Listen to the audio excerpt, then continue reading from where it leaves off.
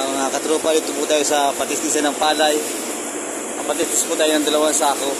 Kaya po, nag-uumpisa na mag-tistis ng palay. Unang-una po kasi mga katropa, kung mapakingin po kayo, dito po yun yung alagay. Then, hinihigop po yan papunta doon sa makina. Hanggang sa magiging bigas na po siya.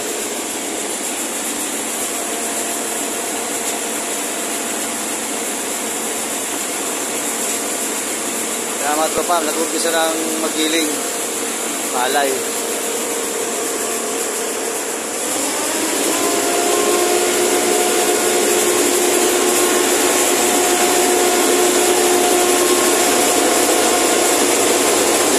Lumalabas yung palay. Ako doon. Yan. Mapunta ko sa makina. Kaya po. Umpisa na pong gumiling ng palay. Start na po siya. Ayan po makina ng gilingan ng palay. Napalaki po makina. Ito po siguro yung makina ng truck. Malaking makina po.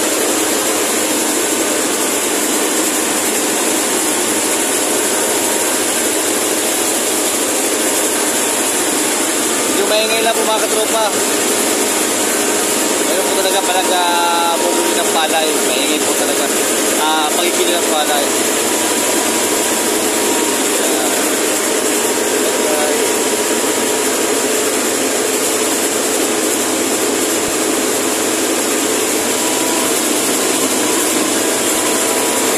Ito yung palay.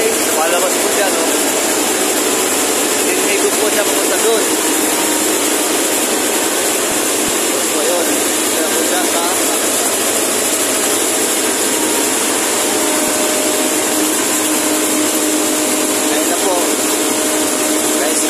sa bigas na siya. Ang bigas na po, pupunta naman po siya doon. May transfer po siya doon. Sa tubo na yun. Hindi po siya lumalabas.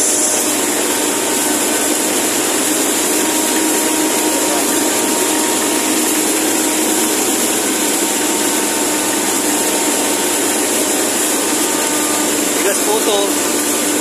Bigas na po siya. Punta doon. Doon na po siya. Ayan po mga katropa, oh. Bigas na po yun, oh. Lumalabas siya.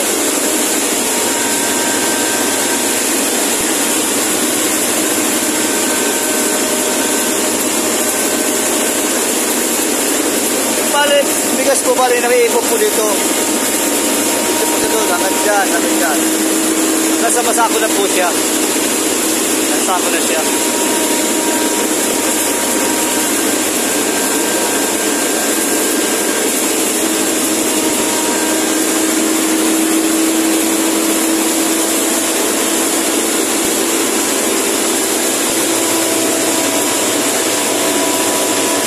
Yan, bigas na po sa lumalabas dyan. Finished product po sa finished product.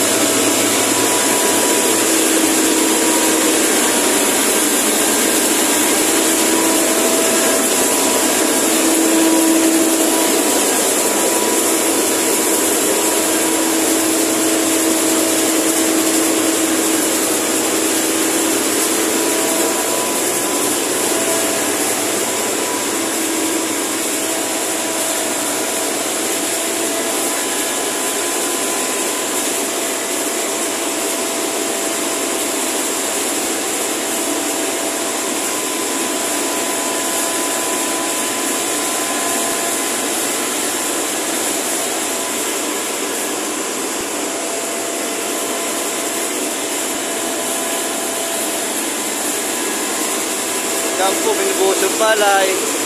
Then, diretso po doon. Alagad doon. Kasi po doon, hinigiling na po siya.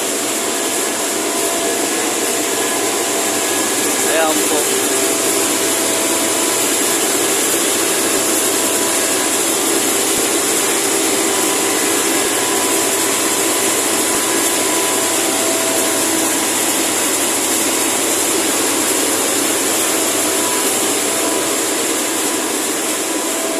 Ganito po lang mga katropa at video po lalaban tayo at mausok po.